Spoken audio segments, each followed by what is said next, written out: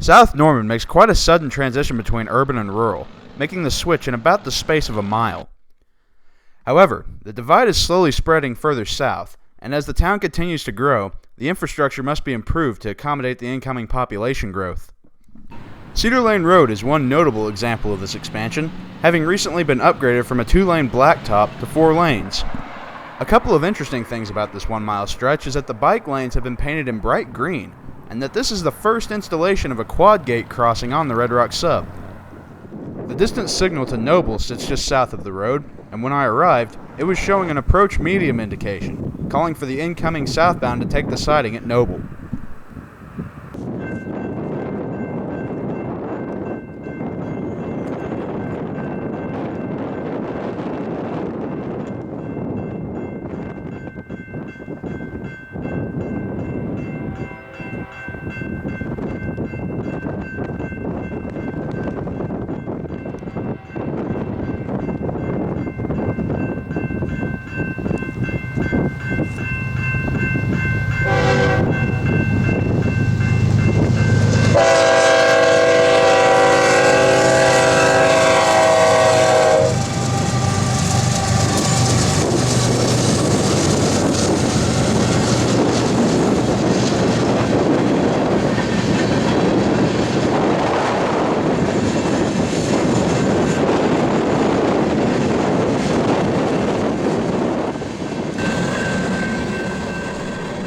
This train is a mixed freight, predominantly hauling liquefied petroleum gas and an assortment of materials used in the manufacture of plastics.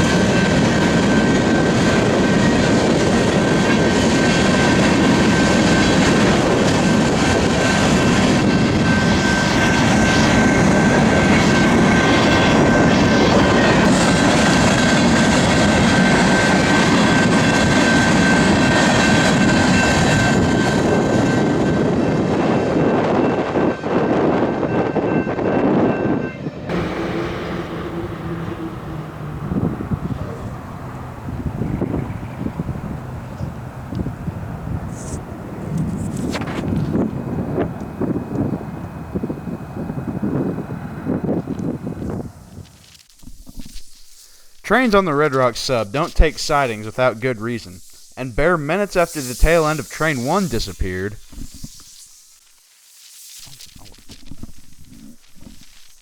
another set of headlights came around the corner.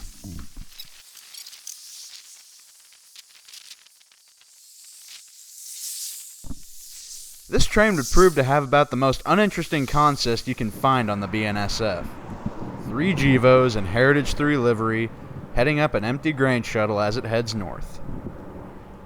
About the only thing of note was the fouled horn on the lead unit.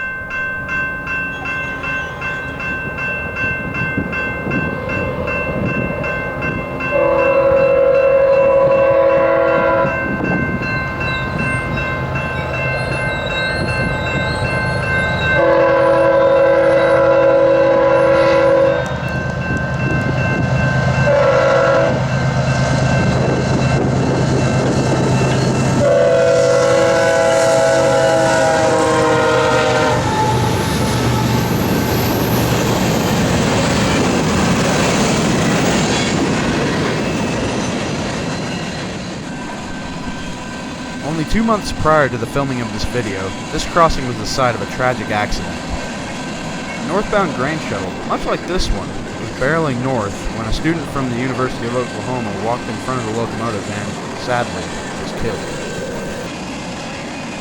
Norman is no stranger to pedestrian versus train accidents, with 6 happening in the last 6 years.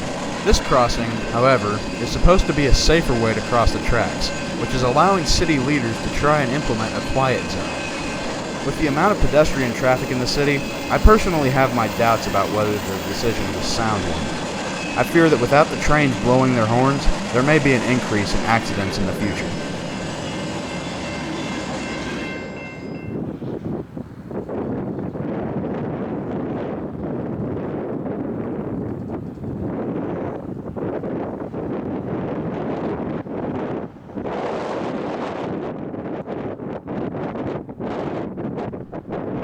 10 minutes later, northbound number 2 showed its face. This time, a mixed freight led by ES44DC number 7595. Note the 3-chime horn on the lead unit, something a bit unusual for a Jeever.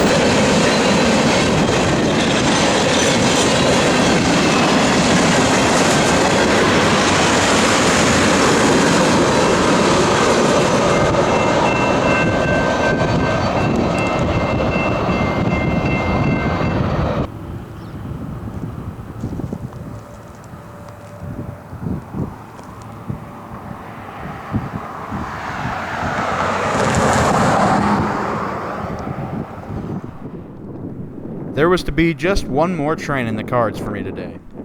This time, it was a Herzog train, headed north in preparation for some line improvements that BNSF was doing north of here in the late winter of 2016.